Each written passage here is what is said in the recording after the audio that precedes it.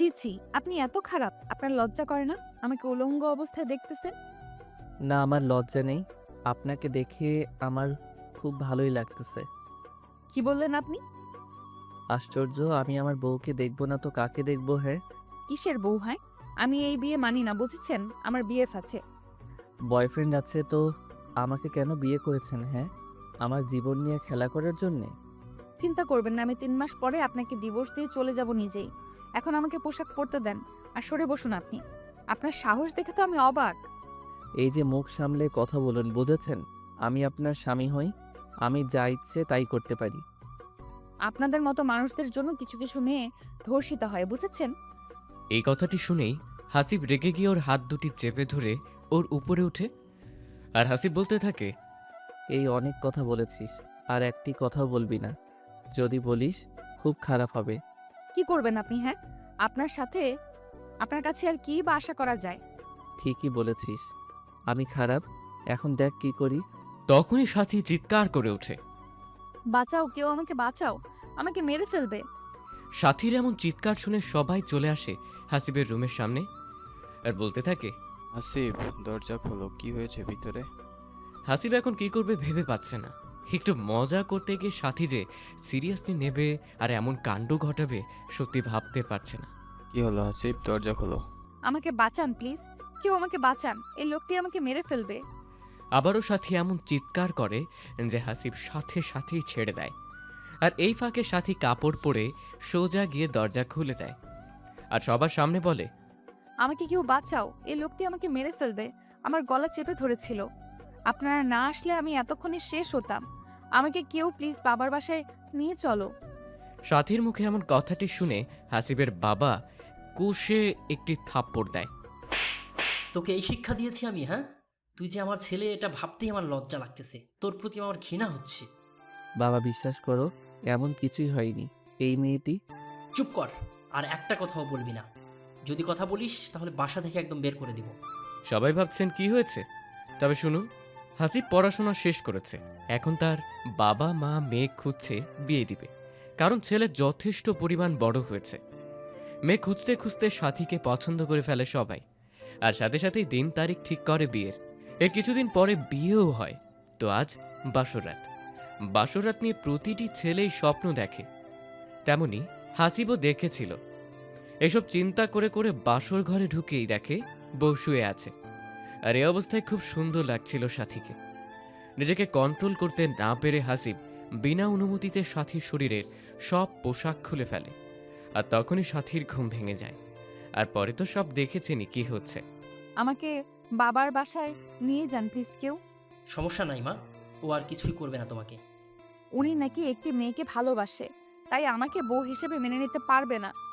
এইসব কি বলতেছো সাথী? তুমি মিথ্যা বলে আমাকে ছোট করতে চাও তুমি? আমি কেন মিথ্যা বলবো? হ্যাঁ, আপনি নিজেই বলেছেন। একদম চুপ করো, আর একটিও মিথ্যা কথা বলবে না বলে দিলাম।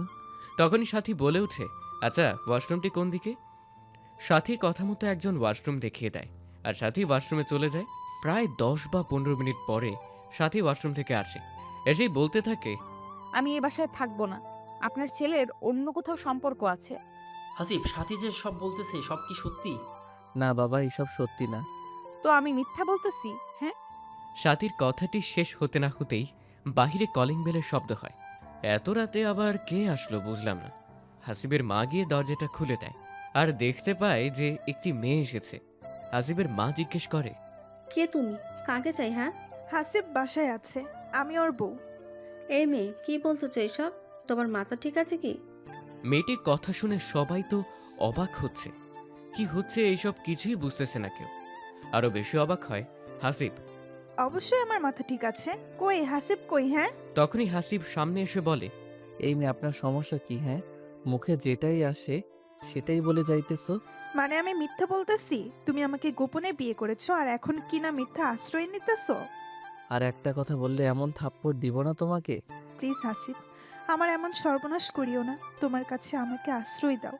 যখনই শুনেছি তুমি অন্য কোথাও বিয়ে করেছো আমি আর ঠিক থাকতে পারিনি, তাই তোমাকে না জানিয়েই চলে এসেছি। এবার কিন্তু বেশি হচ্ছে। আমি আপনাকে কখনো দেখি নাই আর আপনি বিয়ের কথা বলতেছেন। ঠিক তখনই সাথী বলে ওঠে, দেখেছেন আমি মিথ্যা কথা বলি নাই। আপনার ছেলের অন্য কোথাও সম্পর্ক আছে, তাই আমাকে বউ হিসেবে মেনে নিতে পারতেছে না, আর আমাকে মারার চেষ্টাও করতেছে। আর একটু এই বাড়িতে থাকবো না আমি। আমি বুঝে গিয়েছি এই সব কিছুই তোমার সাজানো নাটক, তাই না? নাটক হবে কেন? হ্যাঁ, এখন তো আপনার আসল পরিচয় বের হয়েছে। আর আপনারা কেমন সন্তান জন্ম দিয়েছেন? হ্যাঁ, আপনাদের না জানিয়ে বিয়ে করে।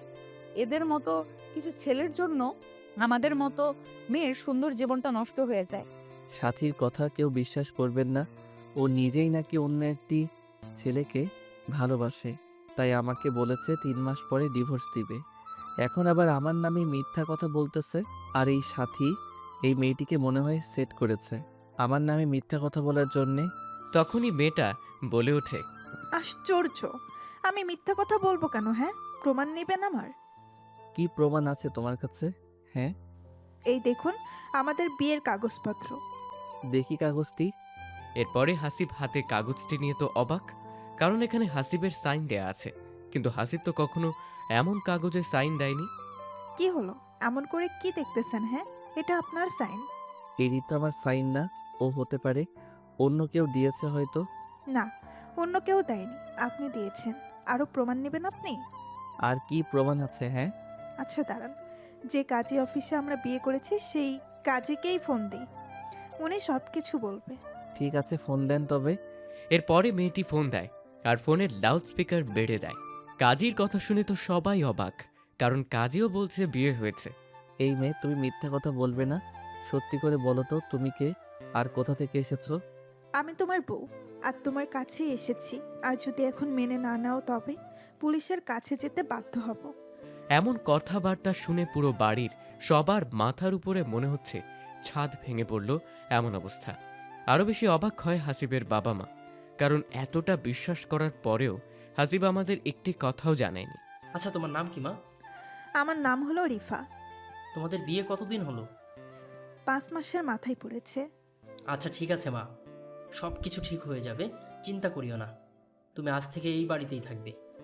কিন্তু হাসিব যে বিয়ে করেছে এখন কি হবে? কি আর হবে, দুজনেই থাকবে। হাসিবের মা, আমাদের গেস্ট রুমের রিফাকে নিয়ে যাও, আজ থেকে ওখানেই থাকবে। ওখানে থাকবো মানে? আমি হাসিবের সাথে থাকতে চাই। আজ তো ওই রুমে থাকো, কাল দেখা যাবে কি হয়। ঠিক আছে। এরপরে হাসিবের বাবার কথা মতো রিফাকে নিয়ে যাওয়া হয় ওই রুমে। বাবা, তুমিও এসব বিশ্বাস করলে? একদম চুপ থাক। তোর মতো খারাপ জঘন্য ছেলে আমি জন্ম দিয়েছি ভাবতেই আমার লজ্জা লাগছে। কিসের অভাব ছিল তোর? হ্যাঁ, যখন যা চেয়েছিস তাই দিয়েছি, আর সেই তুই কিনা ছি ছি ছি, ভাবতেই কেমন জানি লাগতেছে আমার। সত্যি বাবা, আমি এমন কাজ করি নাই। এইসব সাথী করেছে। বাবা দেখেন, সত্যিটা এখন বের হয়েছে তো। আপনার ছেলে আমাকে দোষ দিতেছে। আমি কালকেই বাবার বাসায় চলে যাব। ঝগড়া থামাও সবাই, এখন সবার রুমে চলে যাও, এসব নিয়ে কাল কথা হবে। না, আমি আপনার ছেলের সাথে থাকবো না। একে তো আমার জীবনটা শেষ করে দিল, তার উপর আবার রাতে যদি খারাপ কিছু করে তখন? কিছু হবে না, যাও রুমে যাও। আর হাসিব, যদি একবার শুনি তুমি এমন কিছু করেছো, তাহলে কিন্তু তুমি আমার মরা মুখ দেখবে। ঠিক আছে বাবা। এরপরে সবাই রুমে রুমে চলে যায়। তো হাসিব রুমে আসতে না আসতেই সাথী বলতে থাকে, আমাকে যতটা সহজ সরল ভাবছো, আমি কিন্তু ততটা না। আমি জানি তুমি এইসব কাহিনী ঘটাইছো। আহা, ঠিকই বুঝেছেন। আপনি কেন এমন করলেন? এইসব মিথ্যা অপবাদ কেন দিলেন? আমি অন্য একজনকে ভালোবাসি, এটা ছাড়া আমার আর কোনো উপায় ছিল না। তাই বলে আমাকে সবার সামনে ছোট করলেন। কি এমন দোষ করেছি? আমি সবকিছু আগে থেকে ভেবে রেখেছিলাম, যখনই আপনি আমার উপর ঝাঁপিয়ে পড়বেন ঠিক তারপরেই এমন হবে। রিফা আপনার কে হয়? ও আমার বান্ধবী। আর একটি কথা বলতে চাই, সেটা হলো আমার স্বাক্ষর কোথায় পেলেন? একদিনে দেখি সব কিছু জানতে চান, আস্তে আস্তে সব জানবেন 3 মাসে। ও আপনি যে কতটা খারাপ সেটা বুঝে গেছি। দোয়া করি যার জন্য এমন কাজ করেছেন সেই যেন আপনাকে ছেড়ে না যায়। এত কথা ভালো লাগে না, চুপ থাকেন। কথাটি বলতে না বলতেই সাথীর ফোনে রিংটং বেজে ওঠে, আর সাথে সাথেই ফোনটি রিসিভ করে সাথী বলতে থাকে, জান, তোমার প্ল্যান অনুযায়ী সব কাজ হয়েছে। এখন শুধুমাত্র 3টা মাস অপেক্ষা করো, তারপরে তোমার কাছে চলে যাব। জানো, এই পরিবারের সবগুলাই বোকা, একটু কষ্ট হয়নি। এই কথাটি হাসিব শোনার সাথে সাথেই সাথীকে এমন ভাবে। ঠাস, তোর এত বড় সাহস! তুই কি না আমার পরিবারের লোককে বোকা বলিস? ওরা তোকে সম্মান করেছে, বুঝেছিস? তুই আমাকে থাপ্পড় দিলি? এত বড় সাহস তোর? হ্যাঁ, আবার কি চিৎকার করব? সেটা তোর ব্যাপার, তুই কি করবি না করবি। তোর মতো রাস্তার মেয়ে, বেশ্যা, এইগুলো ছাড়া আর কি বা পারবে করতে। এই মুখ সামলে কথা বল। চুপ করে ঘুম যাবে এদব মেয়ে কোথাকার। লজ্জা করে না বিবাহিত স্বামীর সামনে পরপুরুষের সাথে কথা বলিস? কেন জ্বলতেছে নাকি? আর তোর মতো খ্যাত ছেলেকে আমি স্বামী হিসেবে মানবো, এটা কেমনে ভাবলি? হ্যাঁ, আহা হা হা হা। হাসিস কেন? হ্যাঁ, একদিন দেখবি এই খ্যাত ছেলেটার কাছেই ফিরে আসতে হবে তোকে, কিন্তু তখন আর পাবি না। হুম, এইসব স্বপ্ন দেখতে থাক।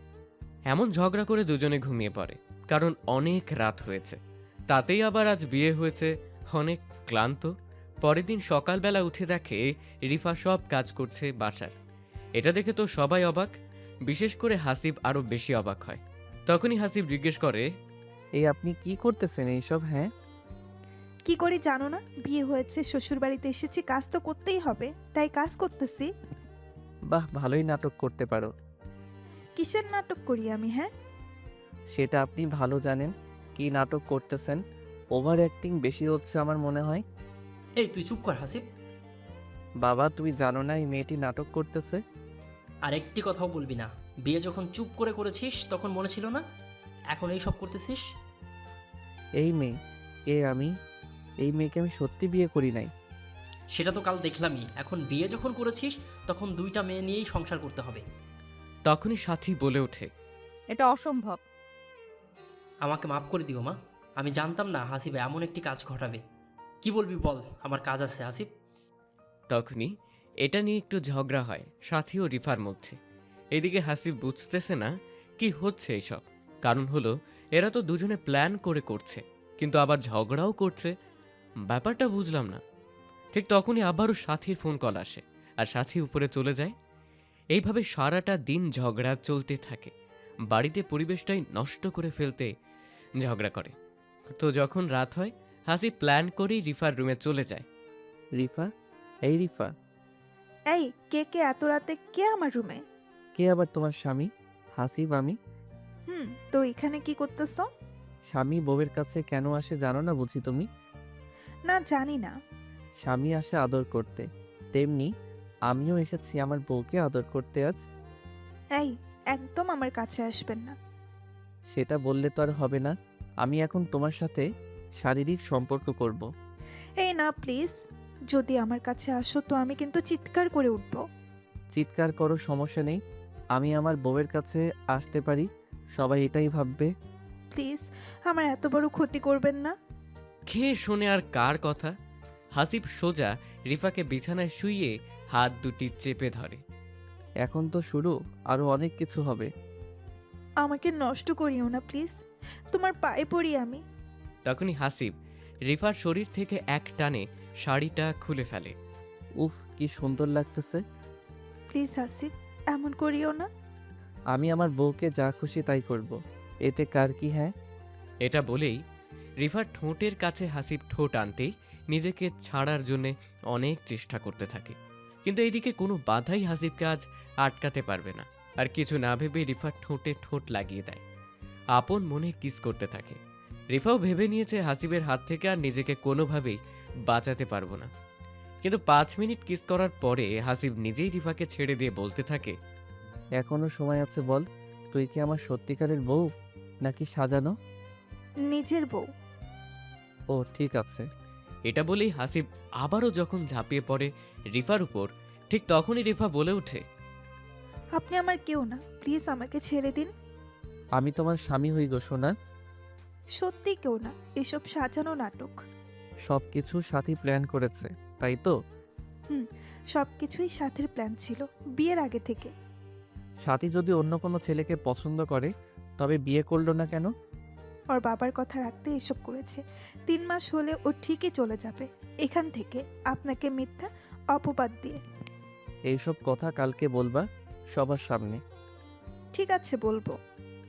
যদি না বলো তবে কিন্তু তোমার সাথে এমন কাজ করব ভেবেই পাবে না। আজ তো এটুকু করলাম। ঠিক আছে। এখানে হাসিব আর কিছু না বলে সোজা নিজের রুমে চলে যায়। তখন সাথী প্রশ্ন করে, কিরে, কই ছিলি এতক্ষণ? কোথায় আবার? রিফার রুমে গিয়েছিলাম। ওর রুমে কেন গিয়েছিলি? হ্যাঁ, বইয়ের রুমে স্বামী যাবে না তো কে যাবে? গিয়ে অনেক আদর ভালোবাসা দিয়ে আসলাম। হাসিবের মুখে এমন কথা শুনে সাথী একটু থমকে যায়। ভালোবাসা মানে? ভালোবাসা মানে শারীরিক সম্পর্ক করে আসলাম আমার অন্য বউয়ের সাথে। আচ্ছা, কাল কথা হবে, আজ আমি খুবই ক্লান্ত। সাথী আর একটি কথাও না বলে ঘুমিয়ে যায়। আর মনে মনে ভাবতে থাকে রিফার সাথে এমন কাজ করলো, আর রিফা একটু চিৎকারও করলো না। ওকে তো সব বুঝিয়ে দিয়েছি কি করলে কি করতে হবে। সেই দিন রাতটাও এইভাবেই কেটে যায়। পরের দিন সকালবেলায় হাসিব সবাইকে এক জায়গায় জড়ো করে আর বলে, কিছু কথা বলতে চাই আমি।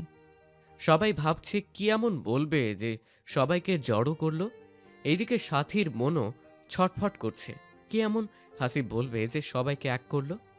রিফা, এদিকে আসো আর সবটা খুলে বলো, কি হয়েছে আমার সাথে। রিফা সামনে এসে বলতে থাকে যে কাল রাতে হাসিব আমাকে হুমকি দিয়েছে, যদি আমি মিথ্যা না বলি তবে আমার বাবা মাকে মেরে ফেলবে। হোয়াট? এই রিফা, তুমি কি বলতেছো এইসব? আমি যা সত্যি তাই বলবো হাসিব, আমি মিথ্যা বলবো না, এতে আমার যা হয় হোক। তোমার মাথা ঠিক আছে? তুমি কি বলতেছো? আমি ঠিকই আছি, প্লিজ হাসিব, আমার বাবা মার কোনো ক্ষতি করিও না, তোমার পায়ে পড়ি আমি। তুমি কাল রাতে কি বললে আর আজ কি বলতেছো এইসব? না, তুমি এমনটা করতে পারো না রিফা, প্লিজ সত্যিটা বলে দাও।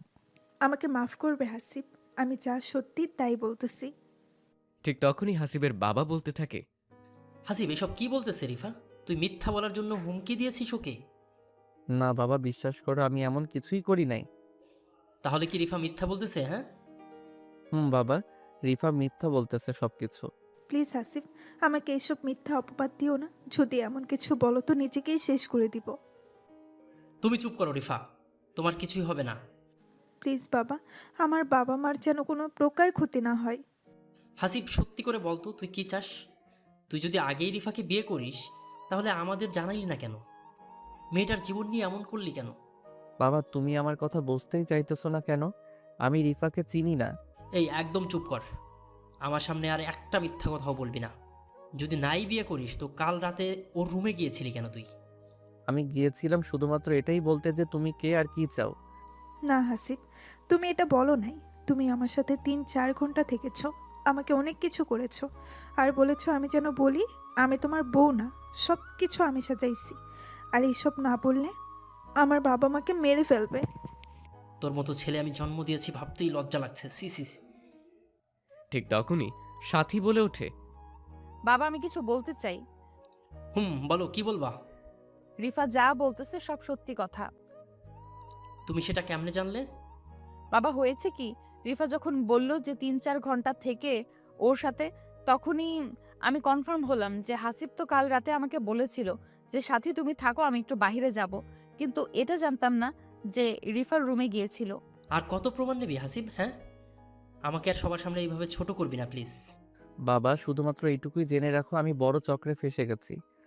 চুপ কর, আর একটা কথাও বলিস না তুই। তখনই রিফা বলে, বাবা, আমি এখানে আর একটুও থাকবো না, আমি আমার বাবা মার কাছে যাব, যদি হাসিব কোনো ক্ষতি করে তখন। না, তুমি কোথাও যাবে না, এখানেই থাকবে। তোমাকে যেহেতু বিয়ে করেছে সো তুমি এইখানেই থাকবে। না, আমি এত কষ্ট করে থাকবো না বাবা, আমার স্বামী অন্য একটি মেয়ের সাথে রুমে থাকবে, খাবে, ঘুরতে যাবে, এটা আমি সহ্য করতে পারবো না। তবে তুমি কি করতে চাও? আমার জীবনটা তো নষ্ট করেছি, আমি আর চাই না অন্য একজনের জীবনও নষ্ট হোক। তবে কি করবে? হয় আমাকে ডিভোর্স দিক, না হয় অন্যজনকে ডিভোর্স দিক। এটা কখনোই সম্ভব না, তোমরা দুজনেই থাকবে, ও দুজনকেই দেখাশোনা করবে। না, এটা হয় না। এত কথা বলতে পারবো না, দুজনেই থাকো। আমি এখন একটু কাজে যাব, পরে কথা হবে। তখনই সাথী বলে, বাবা, আজ তো আমাদের বাসায় যেতে হবে। ও হ্যাঁ, আমার তো মনেই ছিল না। আচ্ছা, দুপুরে যেও, আমি একটু কাজ করে আসি। ঠিক আছে বাবা। এরপরে সবাই সবার রুমে চলে যায়। এদিকে হাসিব বুঝতেছে না কি হচ্ছে এর সাথে। সবাই দেখি গেম খেলতেছে, একদিকে সাথী, অন্যদিকে রিফা, আরেকদিকে বাবা। ও কোনো প্রকার কথা বিশ্বাস করতেছে না। আচ্ছা, রিফা এমন করলো কিভাবে? ও তো কাল রাতে বলল সব সত্যি বলবে, কিন্তু আজ এমন পাল্টি খেলো কেমনে? এসব ভেবে ভেবে হাসিব রুমে আসতেই এখনো এত বড় খেলোয়াড় হও নাই মিস্টার হাসিব। তোমরা যেটা করতেছো একদমই ঠিক করতেছো না। এর জন্য খুব বড় মাসুল দিতে হবে তোমাদের। এই সাথী এত ছোট খেলোয়াড় না, বুঝেছেন? আমি যেমন করেই হোক আমার ভালোবাসার মানুষের কাছে যাবই। যার জন্য এত কিছু করতেছো সেই যেন তোমাকে না ঠকায়। সেটা তোকে বলতে হবে না, ওর প্রতি আমার বিশ্বাস আছে, বুঝেছিস? একটা কথা বলি, উত্তর দিবা? কি কথা? রিফা পাল্টি খেলো কেমনে? হ্যাঁ। জানতেই হবে নাকি? হুম। ওর কাছে ফোন আছে। তুই যখন কাল ওইসব বললি তখনই সন্দেহ হয়েছিল আমার, তাই মেসেজে সব কিছু বলে দিয়েছি কি কি করতে হবে। ও আচ্ছা, একদিন অনেক কাঁদবে আমার জন্য, মনে রাখিও। কাঁদবো সেটা আবার তোর জন্য আমি? তুই আমার কে, হ্যাঁ, যে তোর জন্য কাঁদবো আমি? সময় বলে দিবে। নিজেকে কখনো আয়নায় দেখেছিস? হ্যাঁ দেখেছি। ভেবে দেখ, তুই কোথায় আর আমি কোথায়। তোর মতো খ্যাত ছেলের সাথে কি আমার যায়? আর শোন, তোকে কালকে দেখাবো আমি যাকে ভালোবাসি সে দেখতে কেমন সুদর্শন। সৌন্দর্যতেই সবকিছু থাকে না। তো এইভাবেই হাসিব ও সাথীর মধ্যে অনেক তর্ক বিতর্ক হয়। এর মধ্যে আবার হাসিবের বাবা কাজ সেরে বাসায় আসে দুপুরে। হাসিব, বৌমা কোথায় তোমরা? হাসিব সাথী বাবার ডাক শুনে রুম থেকে বের হয়ে আসে। বাবা বলো। বিয়ের পরের দিন তো দুজনেই শ্বশুরবাড়িতে যেতে হয়। তো তো মানে তুই সাথীকে নিয়ে ওর বাবার বাড়িতে যাবি আর 2 দিন থেকে আসবি। অসম্ভব, আমি যাব না ওদের বাসায়। আর একবার বলতো যাবি না? হ্যাঁ আমি যাবই না। তখনই সাথী বলে ওঠে, বাবা দেখেছেন আপনার ছেলে কেমন করে? আমি রুমের ভেতরে কত করে বললাম 2 দিন থেকেই আসবো, কিন্তু ও নাকি যাবে না। হাসিব, তুই যদি না যাস তো অনেক খারাপ কিছু ঘটে যাবে, কিন্তু মনে রাখিস বাবা। বাবার এমন কথায় হাসিবও শেষমেশ রাজি হয়ে যায়। ঠিক বিকেল 5টায় দুজনে গাড়ি নিয়ে বের হয় সাথীর বাবার বাসায় যাবার উদ্দেশ্যে। তখন হাসিবের মাথায় একটাই চিন্তে কাজ করছে, কি থেকে জানি কি হয় আল্লাহ ভালো জানে। এই গাড়িটা থামাও। গাড়ি থামাবো মানে? এই নির্জন রাস্তায়? যা বলেছি তাই কর। তো হাসিবও সাথীর কথা মতো গাড়িটি থামানোর সাথে সাথেই সাথী নেমে পড়ে আর পেছনে দৌড়তে থাকে। এদিকে হাসিবও কিছু না বুঝে সাথীর পিছে পিছে যায় আর গিয়ে দেখতে পায় যে সাথী একটি ছেলের সাথে কথা বলছে। কেমন আছো সবুজ তুমি? তোমাকে ছাড়া কি আমি ভালো থাকতে পারি বলো? এই তো এসেছি তোমার কাছে। তার আগে বলো, এইদিকে কোথায় যাচ্ছিলে? আরে কোথাও না, মন খারাপ তাই একটু হাঁটছিলাম। কি ভাগ্য তোমার সাথে দেখা হলো।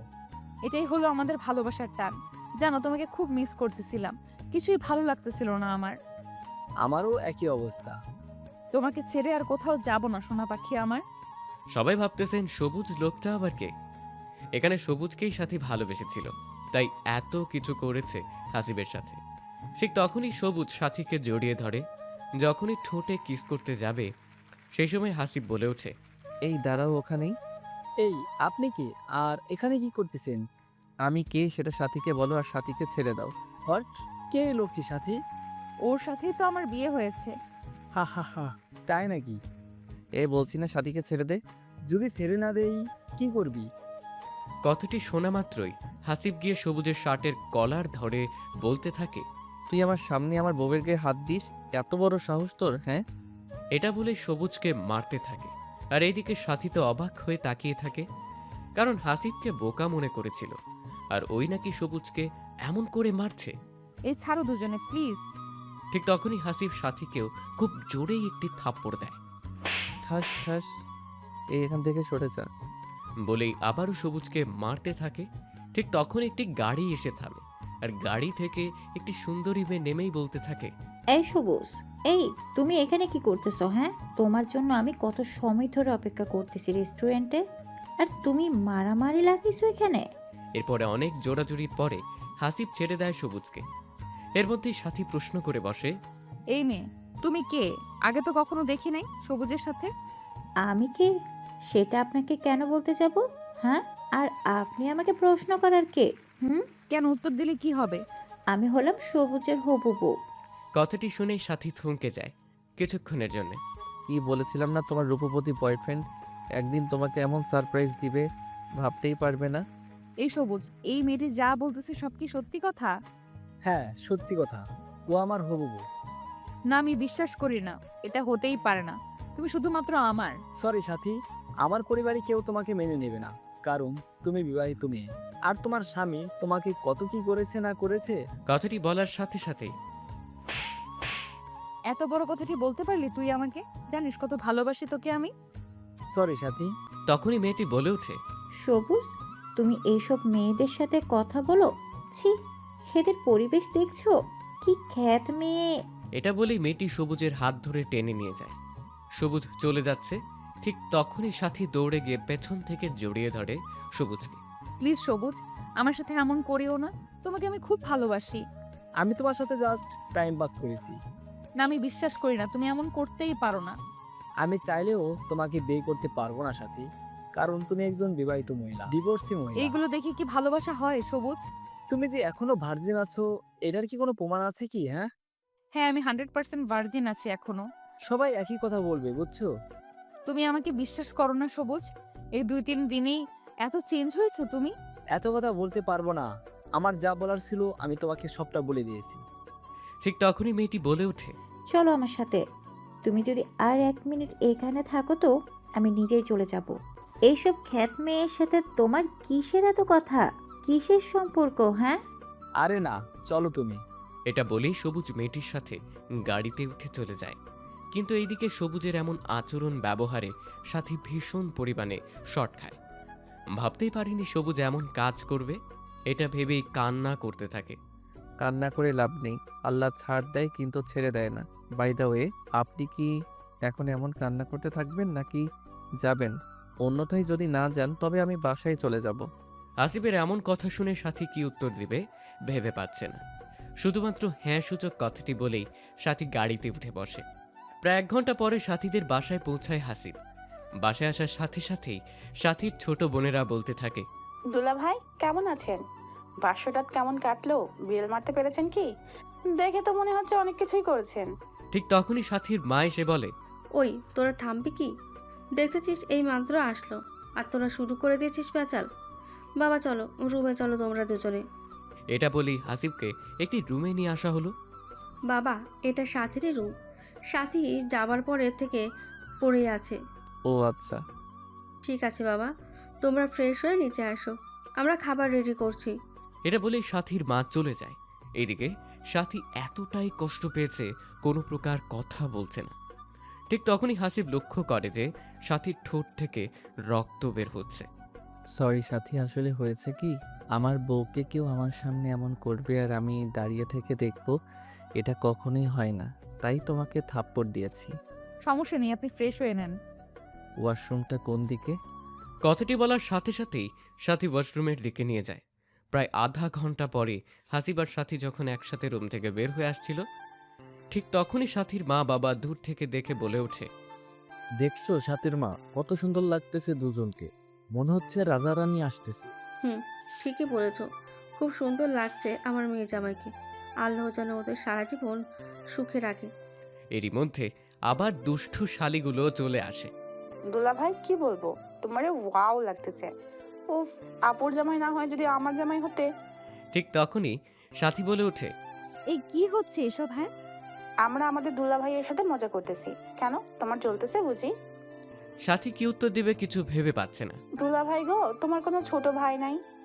না, নেই। উফ, থাকলে আমার জামাই বানাইতাম। তোমরা তো দেখতেছি খুব ফাজিল। চলো সবাই খাওয়া দাওয়া করব। এরপরে সবাই মিলে খাওয়া দাওয়া করতে বসে, কিন্তু সাথীর বোন এখনো খারাপ হয়েই আছে। খারাপ হবারই কথা, কারণ এত ভালোবাসার পরেও যদি প্রিয় মানুষটি নিজের না হয়, কষ্ট তো হবেই। খাওয়া দাওয়া শেষ করে সাথীর বোনদের সাথে একটু হাসিব আড্ডা দেয়। রাত যখন 10টা বাজে তখন হাসিব বলে ওঠে, আচ্ছা, আজ ঘুমাতে যাই, কি বলো তোমরা? বারে এত তাড়াতাড়ি ঘুম নাকি? আপুকে গিয়ে আদর করবেন? আরে আজ জার্নি করে এসেছি, শরীরটা একটু ক্লান্ত আমার। সরি, বারে এত তাড়াতাড়ি ঘুম নাকি আপুকে গিয়ে আদর করবেন? দুলা ভাই, আমরাও বুঝি, আমরা ছোট বাচ্চা না, বুঝেছেন? এরপরে হাসিব রুমে এসে দেখে যে সাথী ঘুমিয়ে গিয়েছে। তো হাসিব আর সাথীকে না জাগিয়ে সোফায় ঘুমিয়ে পড়ে। সবাই ভাবছেন সোফায় কেন ঘুমোলো। আসলে হয়েছে কি, সাথী নিজের সাথে ঘুমোতে দেয় না হাসিবকে। যদি কিছু করে বসে তখন। রাত যখন 1টা বাজে হাসিব জাগ না পায় আর ঘুম না আসার কারণে সাথীদের ছাদে একটু ঘুরতে যায়। কিন্তু ছাদেকেই দেখতে পায় যে কে জানি একজন আগে থেকেই বসে আছে। তো হাসিব একটু গলা হাসুর দেয়। কে আপনি? এত রাতে ছাদে আসছেন? কথাটি বলার সাথে সাথে একটি মেয়ে উত্তর দেয়, আরে দুলা ভাই, আপনি এত রাতে এখানে? ব্যাপার কি? আপু মনে হয় আদর করতে দেয়নি?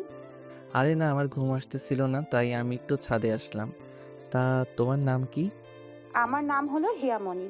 বাহ, অনেক সুন্দর নাম। থাক, পাম দিয়ে না দুলা ভাই। আচ্ছা, একটি কথা বলি, সত্যি করে উত্তর দিবেন তো? হুম, বলো কি কথা আছে বলার। মাইন্ড করিয়েন না। আচ্ছা, আপনার সাথে কি সাথী আপুর সত্যি কিছু হয়েছে? বলতে, কথাটি শুনেই হাসিব চমকে ওঠে।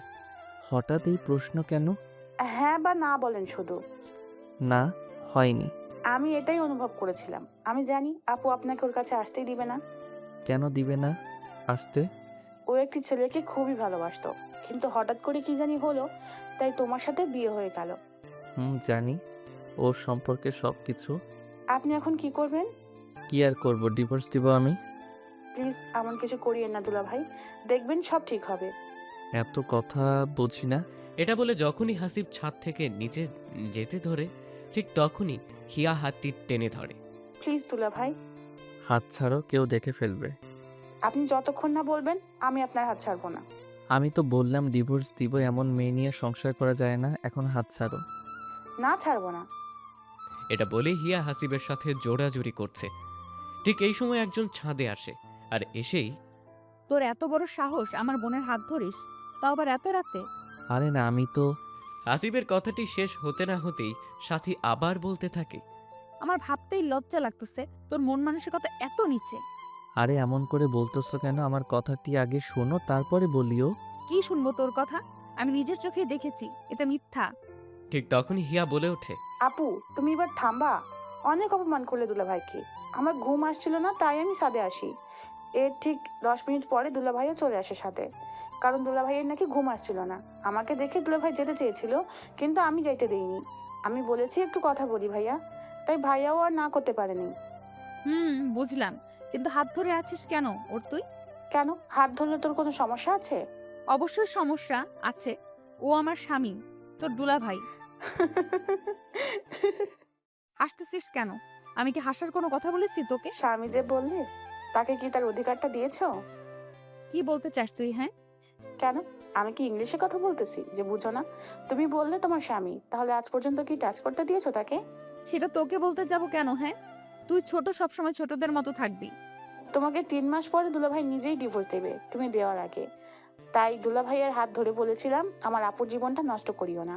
এই কথাটি শুনে সাথী যেন কিছুক্ষণের জন্য থমকে যায়। তোকে কে বলেছে আমাকে ডিভোর্স দিবে? কে আবার বলবে? দুলাভাই বলেছে।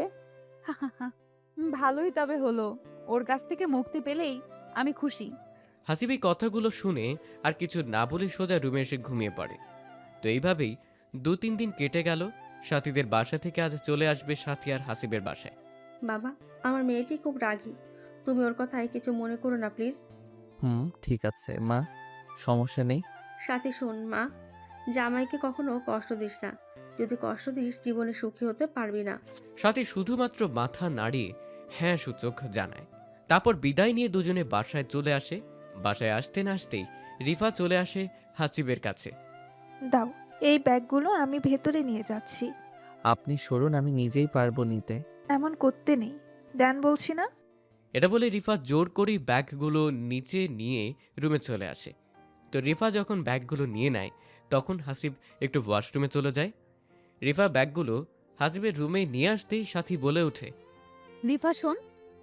বল, কি বলবি? তার আগে তুই বল, সবুজ ভাইয়ের সাথে কি তোর দেখা হয়েছিল? এইসব পরে শুনিস। আচ্ছা বল, তবে কি বলতে চাইলি? তোর কাজ এখন এখানে শেষ, তুই কালকে চলে যাস। মানে কি বলতেছিস এইসব? যা বলেছি তাই কর, তোর কাজ শেষ, এখন চলে যা। বাকি কাজ আমি নিজেই করতে পারবো। না, আমি যাব না। যাবি না মানে কি বলতে চাস তুই? আমি এই 5-6 দিনে এই বাসায় মানুষগুলোর মায়ায় পড়ে গেছি, আমি যেতে পারবো না। হোয়াট? তোর মাথা ঠিক আছে? কি বলতেছিস? আমার মাথা ঠিক আছে সম্পূর্ণ। তোকে আমি এখানে থাকার জন্য কি এনেছি? হ্যাঁ, তোর সমস্যা কি বুঝলাম না। তুই তো 3 মাস পরে ডিভোর্স দিবি, তো এত কথা পেঁচাইতেছিস কেন? সেটা তুই বুঝবি না। আমি যাইতে পারবো না। আর তুমি হাসিবকে ডিভোর্স দিলে আমি কোনো না কোনোভাবেই হাসিবের মনে জায়গা করে নিয়ে কোনো না কোনোভাবেই বিয়ে করে নেব, আর চিরকাল এখানেই থাকবো। মাথা গরম করিস না আমার। রিফা তোকে যা বলেছে তাই কর, না হলে খুব খারাপ হবে বলে দিলাম। যা ইচ্ছে করতে পারিস তুই। তুই যে হাসিবের বউ না এইসব বলে দেব কিন্তু। বলে দেখ তারপর কি হয় তোর আবার। এটা বলতে না বলতেই হাসিব চলে আসে। এই কি হয়েছে এখানে? হ্যাঁ, চিল্লাচিল্লি করতেছো কেন দুজনেই? জানো হাসিব, সাথী না আমার সাথে খারাপ ব্যবহার করতেছে। আমি শুধুমাত্র বললাম ছোট তোর বাসায় কেমন দিন গেল। একদম মিথ্যা বলবি না বলে দিলাম। তোকে কি এই কথা আমি বলেছি? তো কি বলেছো শুনি একটু। এই, তোমরা দুজন নাটক বন্ধ করবে? তোমরা দুজন কি চাচ্ছ আবার? হ্যাঁ, আমি কিছু চাই না, তোমাকে চাই শুধুমাত্র। লজ্জা কর না? অন্যজনের স্বামীকে নিজের স্বামী ভাবিস? কথাটি শেষ হতে না হতেই এত বড় সাহস তোর, এই কথা বলিস? আমি সব প্রমাণ দিয়েই এই বাসায় এসেছি। এদিকে সাথী ভাবতেই পারছে না এমনভাবে থাপ্পড় দিবে রিফা। সাথী যখন ঘুরে আবার রিফাকে থাপ্পড় দিতে যাবে, ঠিক সেই টাইমে হাসিব হাতটি ধরে ফেলে।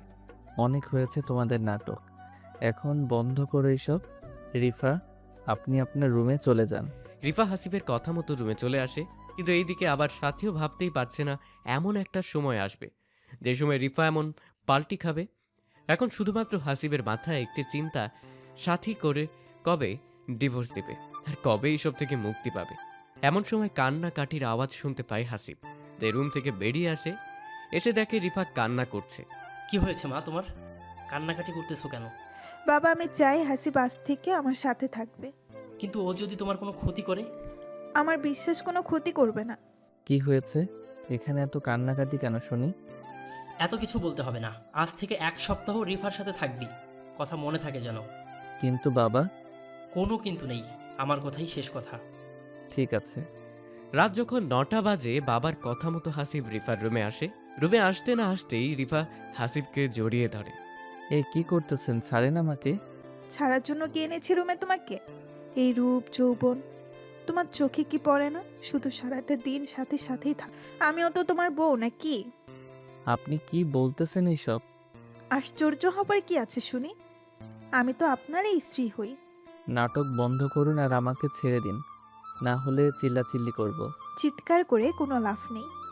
আপনি কি চাচ্ছেন? হ্যাঁ, আমি চাইতেছি তুমি আমাকে একটি বেবি এনে দাও। হোয়াট? আমি তোমার সন্তানের মা হতে চাই। আবার আমাকে ফান্দে ফেলানোর নাটক শুরু করে দিয়েছেন।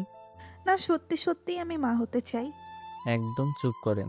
আপনাকে কি আমি বিয়ে করেছি যে আপনাকে গর্ভবতী বানাবো? হ্যাঁ, প্লিজ হাসিব, প্লিজ। আমি তোমাকে সত্যি অনেক ভালোবাসি, বিশ্বাস করো। বিশ্বাস শব্দটা তো মরেই গেছে। ঠিক তখনই রিফা ওয়ালড্রপের উপর থেকে কোরআন শরীফ এনে বলছে। এই যে দেখো, কোরআন শুয়ে বলতেছি। হাসিব, আমি তোমাকে সত্যি অনেক ভালোবাসি। এটা দেখে হাসিবও একটু আশ্চর্য হয় আর ভাবতে থাকে কি হচ্ছে এইসব। কিন্তু আমাকে কেন ভালোবাসো? জানো, আমি এখানে অভিনয় করতে এসেছি, কিন্তু তোমার পরিবারে এমন ভালোবাসা, স্নেহ, যত্ন পেয়ে আমি তোমার পরিবারের মায়ায় পড়ে গিয়েছি। শুধুমাত্র এর জন্যই কি? না, আরও কারণ আছে। জানো, সাথী তোমাকে ডিভোর্স দিবে 3 মাস পরে, আর সবুজ নামের একটি ছেলেকে বিয়ে করবে। আমাকে এখানে এনেছে যেন তোমাদের সংসারে সমস্যার সৃষ্টি করি, আর বলেছিল তুমি নাকি খুবই খারাপ, তোমার পরিবারের মানুষও খারাপ, তাই 3 মাসের মধ্যে যেন আরও সমস্যার সৃষ্টি হয় আর তুমি ওকে ডিভোর্স দাও। কিন্তু হাসিব, বিশ্বাস করো, আমি এখানে এসে আমি বুঝতে পারি সাথে সব কিছুই ভুল বলেছে, কারণ তোমার পরিবারের মানুষের মতো মানুষ হয় না। আর তুমি এত ভালো একজন মানুষ, যা বলার ভাষা নেই। কি করে তোমাদের আমি কষ্ট দিই, তাই আমি ভেবেছি সাথে চলে গেলে আমি তোমাকে সত্যি সত্যি বিয়ে করে নেব। জানো, সাথী আজ কি বলেছে আমাকে? কি বলেছে? ও বলেছে আমি যেন তোমাকে ছেড়ে যাই, আমার নাকি কাজ শেষ। বিশ্বাস করো হাসিব, আমি তোমাকে ভালোবেসে ফেলেছি। আমি তোমার সাথে সারাটি জীবন থাকতে চাই। কিন্তু প্লিজ, কোনো কিন্তু নাই। তুমি সাথীকে ডিভোর্স দেওয়ার পরেই আমাকে বিয়ে করে নিও। আচ্ছা, আমি ভেবে দেখব। দেখিও, কিন্তু আমার তোমাকেই চাই হাসিব। আচ্ছা, তুমিও যদি সেই দিনের মতো পরে পাল্টি খাও তখন? এই যে কোরআন শুয়ে কথা দিলাম, কখনোই পাল্টি খাবো না। বিশ্বাস করেছি। এখন কুরআন রেখে আসো। হাসিবের কথা মতো রিফাও কুরআন রেখে আসে। আজ মনে হয় বৃষ্টি নামবে, চলো না ব্যালকনিতে যাই একটু। হাসিবও কিছু না ভেবেই চলে আসে রিফার সাথে। ব্যালকনিতে আসার সাথে সাথেই হাসিব ও রিফা দেখতে পায় যে সাথী ও ওর রুমের ব্যালকনিতে এসেছে। সবাই ভাবছেন এটা আবার কেমন করে। সেটা হলো রিফার রুমটি আর সাথীর রুমটি, দুটো রুমের তফাৎ তাই একই লাইনে ব্যালকনি থাকার কারণে সবটা দেখা যাচ্ছিল। ওফ, আসো, বৃষ্টি আসবে, কি যে ভালো লাগতেছে। তাই নাকি? বৃষ্টি খুব ভালো লাগে তোমার? অনেক ভালো লাগতো, কিন্তু কখন জানি বৃষ্টি আসবে আল্লাহই ভালো জানেন। একটু অপেক্ষা করো, বৃষ্টি আসবে দেখিও। ঠিক তখনই কথাটি শেষ হতে না হতেই বিদ্যুৎ চমকে ওঠে, আর সাথে সাথে রিফা হাসিবকে জড়িয়ে ধরে। হাসিব কি করবে বুঝতে পারছে না। এরই মধ্যে আবার বৃষ্টিও আসলো। এই ভিতরে চলো, বৃষ্টি পড়তেছে। না, যাব না, তোমাকে জড়িয়ে ধরে এখানেই থাকবো আর বৃষ্টি উপভোগ করব। আরে না, বললাম না ভিতরে চলো। এটা বলেই হাসিব একটু সাথীর ব্যালকনির দিকে তাকাতেই অবাক হয়, কারণ সাথী সব কিছু দেখেছে। এমন করো কেন? বললাম না যাব না, আজ দুজনে এখানেই গল্প করব। সাথী কিন্তু সবকিছু দেখতেছে, বুঝছো? দেখুক, তাতে আমার কি? আরে ও কি মনে করবে বলো? কি মনে করবে আবার? এটা বলেই রিফা হাসিবের মুখের কাছে ঠোঁট দুটি নিয়ে যায়। এই কি করতেছো? তোমার ঠোঁটের ছোঁয়া পেতে চাই হাসিব। এখন না, আর এইসব বিয়ের আগে পাপ, বুঝেছো? বাবা, তাই বুঝি। তবে সেই দিন রাতে তোমার পাপের কথা মনে ছিল না? এটার শোনার পরে হাসিব মনে মনে বলতে থাকে, এই রে ধরাটা খাইলাম বুঝি আমি। ওই, মনে মনে কি বিড়বিড় করতেছ? কই কিছু না তো। হাসিবের কথাটি শেষ হতে না হতেই রিফা হাসিবের ঠোঁট দুটি নিজের করে নেয়। এই কি করছো, ছাড়ো। সাথী কিন্তু দেখতেছে। দেখুক, চুপ থাকো তো। এবার হাসিবও কিছু না ভেবেই রিফার সাথে কিছু করতে রেসপন্স দেয়। দুজনে আপন মনে দুজনের ঠোঁট খাচ্ছে, আর অন্য দিক থেকে সাথী সব কিছুই দেখছে। রিফান এমন পাগলামি দেখে হাসিবার নিজেকে যেন কন্ট্রোল করতেই পারছে না। ঠোঁটে 2 মিনিট কিস করতে না করতেই হাসিব আলতো করে রিফার ঘাড়ের চুলগুলো সরিয়ে ঘাড়ে চুমু দিতেই রিফা যেন কেঁপে উঠল। এত রোমান্টিক তুমি মিস্টার হাসিব? না গো, আমি রোমান্টিক না। হয়েছে, এখন ছাড়ো। বললেই হলো, আরও তো অনেক কিছুই বাকি আছে। কিন্তু রিফা একটু নিজেকে ছাড়ানোর চেষ্টা করলেই হাসিব আরও জোর করে। রিফার হাত দুটি দেয়ালে চেপে ধরে গলায় ঘাড়ে আপন মনে চুমু দিতে থাকে। অন্যদিকে রিফা যেন এমন ছোঁয়ায় পাগল হয়ে যাওয়ার মতো অবস্থা। কিন্তু সাথী যে এই সব কিছু দেখছে, এদের এই চিন্তাটা মাথায় নেই। ওই, আমাকে প্লিজ কখনো ছেড়ে যেও না। যাবো না, এখন আদর করতে দাও তো। এই, কোথায় নিয়ে যাও? দেখো কি করি তোমাকে। এটা বলে রিফাকে খাটের উপরে রাখে। এই জানো, তোমাকে শাড়িতে অনেক সুন্দর আর হট লাগতেছে। ওই, কি বলো এইসব? সত্যি বলতেছি, সেই সুন্দর লাগতেছে। এসব সৌন্দর্য তোমার জন্য পাগল।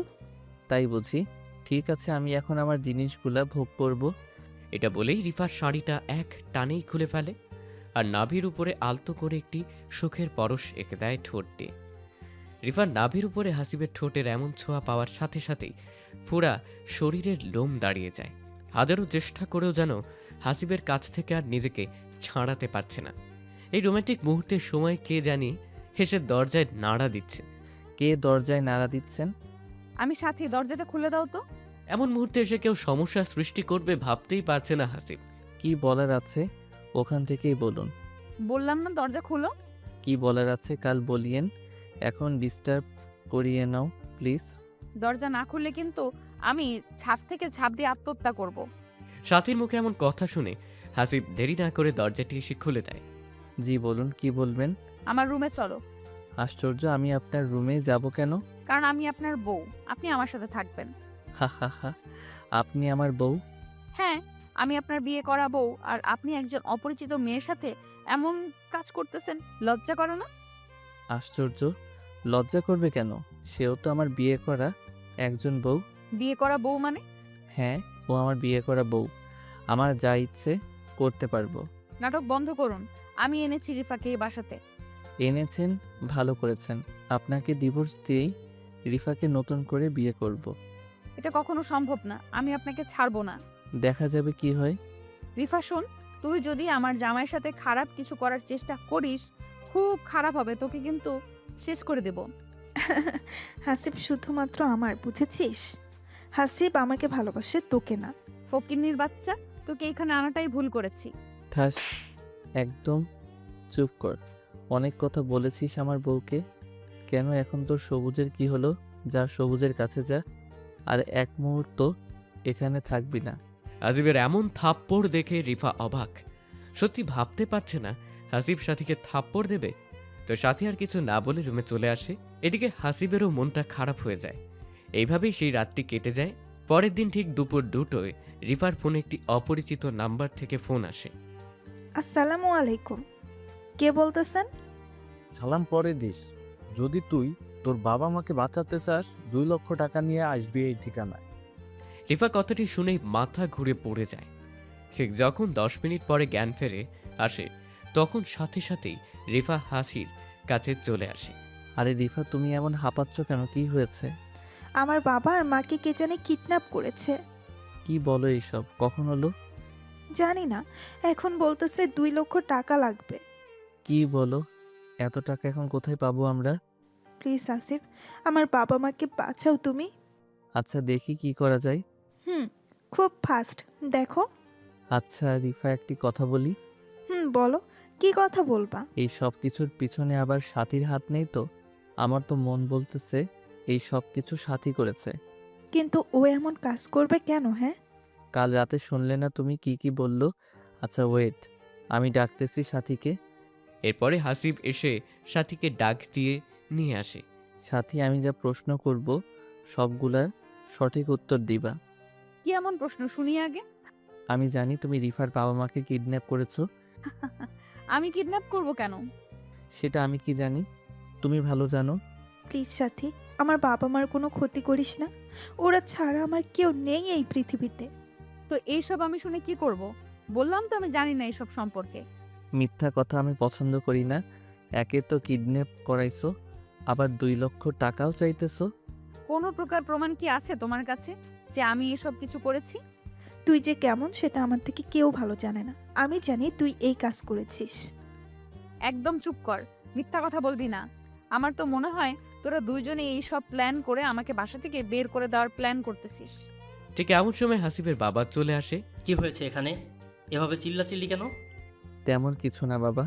তখনই সাথী বলে ওঠে, বাবা, হয়েছে কি, রিফা এবং আপনার ছেলে দুজনে মিলে প্ল্যান করেছে আমাকে কিভাবে বের করে দেওয়া যায় বাসা থেকে। কি বলতেছো? কিছুই তো বুঝতেছি না আমি। রিফার নাকি বাবা মা কিডন্যাপ হয়েছে, আর সেই কিডন্যাপ নাকি আমি করেছি। এই সব অভিযোগ আমার উপরে তুলতেছে। দোষারোপ করতেছি না। আমার বাবা মার কি হবে এখন যদি মেরে ফেলে আমার বাবা মাকে?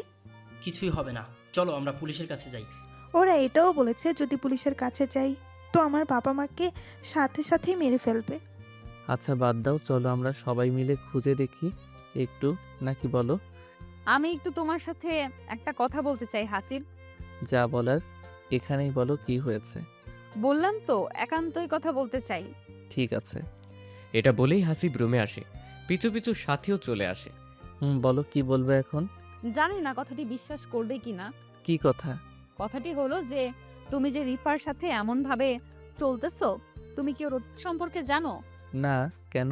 ওর অতীতে আবার কি হয়েছিল? ও কিন্তু একজন মাফিয়ার মেয়ে। বলা যায় ও নিজে একজন মাফিয়া। ওর বাবা মা কেমনে কিডন্যাপ হয়? এই একদম মিথ্যা বানোয়াট কথা বলবে না। বিশ্বাস করো, আমি সত্যি বলতেছি। তো তোমার সাথে এই মাফিয়ার পরিচয় কেমনে হলো? আসলে আমি যেই কলেজে পড়তাম রিফাও সেই কলেজেই পড়তো, কিন্তু রিফা ছিল খারাপ স্টুডেন্ট, তাই আমাদের সাথে বন্ধুত্ব করে। আমরাও না বলি নাই, কারণ সবাই আমরা মানুষ, একে অপরের সাহায্য করব, এটাই স্বাভাবিক। তা ঠিক বলেছো। তারপরে হলো কি, আমার সাথে ও সব সময় থাকতো। একসময় দুজনে বেস্ট ফ্রেন্ড হয়ে আমরা একদিন কলেজ শেষে ঘুরতেছি, ঠিক সেই সময় কিছু ছেলে আসে, এসে আমাদের ডিস্টার্ব করতে থাকে। অনেক বোঝাই কিন্তু বোঝে না। ঠিক তখনই রিফা আমাকে ওর ব্যাগটি দিয়ে বলে, তুমি বসো, আমি এদের দেখতেছি। তারপরে কি হলো? তারপরে কি হলো, সবগুলো ছেলেকে এমন ভাবে মারলো, আমি দেখে তো অবাক। আমি তখন ভাবতে থাকি, একটি মেয়ে মানুষ কেমনে এমন ভাবে সবাইকে পিটালো। ছেলেগুলো যখনই চলে যায় আমি রিফাকে জিজ্ঞেস করি, আচ্ছা তোর শরীরে এত শক্তি কই থেকে আসলো রে? সত্যি করে বলবি কিন্তু। থাক, অন্য দিন শুনিস। আজকে বলতে হবে তোকে। তবে শোন, আমি একজন মাফিয়ার মেয়ে, মনে করতে পারিস আমিও মাফিয়া। আমাদের কাজ হলো মানুষকে কিডন্যাপ করা আর পরে মুক্তিপণ চাওয়া। কথাটি শুনে জানো আমি চমকে উঠি আর ভয় পাই। তোর ভয় পাওয়ার কোনো কারণ নেই, তোর কোনো প্রকার ক্ষতি করব না আমি। সত্যি তো নাকি পরে আমাকেও কিডন্যাপ করবি? এই জন্য তোকে বলতে চাইনি, তুই আমার বেস্ট ফ্রেন্ড। আমি কি এসব করতে পারি রে? হ্যাঁ, আমার উপর বিশ্বাস রাখতে পারিস কিন্তু তুই। তবুও ভয় লাগতেছে আমার রিফা, বিশ্বাস কর। তুই যেভাবে ছেলেগুলোর পিটাইলি একজন ছেলেও এমনভাবে পিটাইতে পারবে না। তারপরে কি হলো? এরপরে আমিও একটু ভয় পেতাম, কিন্তু যখন দেখেছি আমার কোনো ক্ষতি করে না তখন আর ভয় পাই নাই। জানো, ওর সাহস দেখেই আমি তোমাদের বাসায় এনেছি। অনেক সুন্দর নাটক সাজাইতে পারো, কিন্তু তুমি বন্ধ করো তোমার এই বানোয়াট নাটক। একটি মেয়ে হয়ে অন্য আরেকটি মেয়ের নামে এমন বাজে কথা বলো, লজ্জাও করে না তোমার? হাসিব, বিশ্বাস করো আমি মিথ্যা বলতেছি না, সবকিছুই সত্যি। বিশ্বাস সেটা আবার তোমাকে? কখনোই না, বুঝছো? কি করলে বিশ্বাস করবে? কোনো কিছুই করা লাগবে না। কেন আমি রিফার সাথে মিশতেছি এটা তোমার সহ্য হচ্ছে না, তাই ওর নামে মিথ্যা অপবাদ দিতেছো। তুমি একজন ছলনাময়ী নারী, বুঝছো? এটা বলেই হাসিব বাহিরে এসে দেখে যে রিফা নেই। বাবা, রিফা কই? রিফা তো নেই, চলে গেল ওর বাবা মাকে খুঁজতে। একাই চলে গেল? আরও কোথায় খুঁজবে ওর বাবা মাকে? আমি জানি না, শোন, মনে হয় বেশি দূর যেতে পারে নাই, তুই যা রিফাকে খুঁজতে যা। ঠিক আছে বাবা, আমিও যাইতেছি। এটা বলে হাসিবও বেরিয়ে পড়ে রিফাকে খোঁজার উদ্দেশ্যে। রিফাকে খুঁজতে বের হলেও হাসিবের মনে এখন একটু ভয় কাজ করছে, কারণ যদি সাথীর কথা সত্যি হয় তখন কি হবে? একজন রিকশাওয়ালাকে হাসিব প্রশ্ন করছে। আচ্ছা ভাইয়া, এইদিকে কি একটা মেয়ে গিয়েছে? অনেক মেয়েই তো যায়, আপনি কার কথা বলছেন? মেয়েটি একটু লম্বা চিকন করে, তবে ফর্সা অনেক। আর হ্যাঁ, মেয়েটি একটু চিন্তিত ছিল। ওহ মামা, হ্যাঁ হ্যাঁ, এমন একজন মেয়েকে আমি একটু আগে নামিয়ে দিয়ে আসলাম। মেয়েটা খুব চিন্তিত আর বলতেছিল একটু তাড়াতাড়ি করে চালান রিক্সা। কোথায় নামাই দিছো মামা? রংপুর লালবাগে নামাই দিয়ে আসলাম। ও আচ্ছা, আমাকেও নিয়ে চলুন এখনই। এটা বলেই হাসিব রিকশাওয়ালা লোকটির সাথে চলে যায়। প্রায় 4 বা 5 মিনিট পর যখন গন্তব্যস্থানে আসে, এসেই দেখে যে রিফা কিছু ছেলের সাথে কথা বলছে। হাসিব আর কিছু না ভেবে ওর কাছে চলে যায়। রিফা, তুমি এখানে আসলে, আর সেটাও আমাকে না বলে? আরে তুই এখানে? তোমার বাবা মা কিডন্যাপ হয়েছে, আমি আসবো না তো কে আসবে শুনি? ও আচ্ছা, তুমি চলে যাও, আমি ঠিক খুঁজে বের করব। চলে যাব মানে কী সব বলতেছো? আমি চাই না আমার জন্য তোমার পরিবারের কারো কোনো প্রকার ক্ষতি হোক। একদম চুপ করো, আর বলো এই ছেলেগুলাকে, আর তুমি বা কি করতেছো এদের সাথে?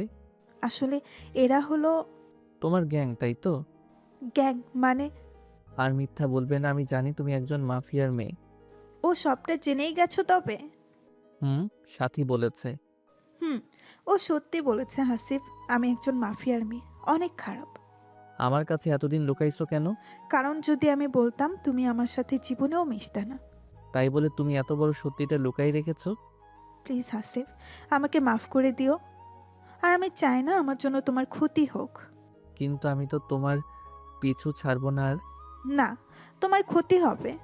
হলে হোক, কিন্তু তোমাকে একা যাইতে দিব না। এমন পাগলামি করিও না তো হাসিব, তোমার কিছু হলে তোমার বাবা মার কি হবে? হ্যাঁ, সমস্যা নাই, চলো। এরপরে হাসিবের এমন জোড়াজড়িতে রিফা ওর না করতে পারেনি, তাই বাধ্য হয়ে হাসিবকেও নিয়ে যাইতে চায়। তুমি যাবে, কিন্তু খুব সাবধানে থাকতে হবে। কেন কেন? কারণ ওদের কাছে অনেক অস্ত্র আছে। কি বলো এইসব? ওরা অনেক খারাপ মানুষ। আচ্ছা, তোমাদের কাছে নেই অস্ত্র? আছে, আমাদের কাছেও আছে অনেক। তুমি কি চালাইতে পারো অস্ত্র? পারি। ও আচ্ছা, ঠিক আছে। তোমরা কি জানো তোমার বাবা মা কোথায় আছে এখন? জানি, এখান থেকে 2 কিলোমিটার দূরে একটি পরিত্যক্ত বাড়িতে রেখেছে। আচ্ছা ঠিক আছে, চলো তবে।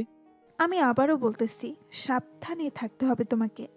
এরপরে হাসিব রিফার কিছু ছেলে সবাই মিলে গন্তব্যস্থানে যায়, কিন্তু গিয়েই দেখে যে পুরো বাড়িতে লোকজন পাহারা দিচ্ছে। প্রায় 15 বা 20 জন লোক হবে। এমন সময় রিফার ফোনে আবার কল আসে। হ্যালো, কোথায় যাইতে হবে এখন আমাদের? ফোনে স্পিকার থাকার কারণে সব শোনা যাচ্ছে। বাড়ির ভিতরে চলে আসো। আর হ্যাঁ, কোনো চালাকি করতে পারবে না, যদি করো তোমার বাবা মাকে শেষ করে দেবো। ঠিক আছে, যাচ্ছি। রিফা, কি হলো? তুমি বাইরে থাকো হাসিব, আর একটি অস্ত্র তোমার কাছে রাখো, কিছু হলে ব্যবহার করবে। আমিও ভিতরে যাব। প্লিজ দয়া করে ভেতরে যেও না, তুমি বাইরে থাকো।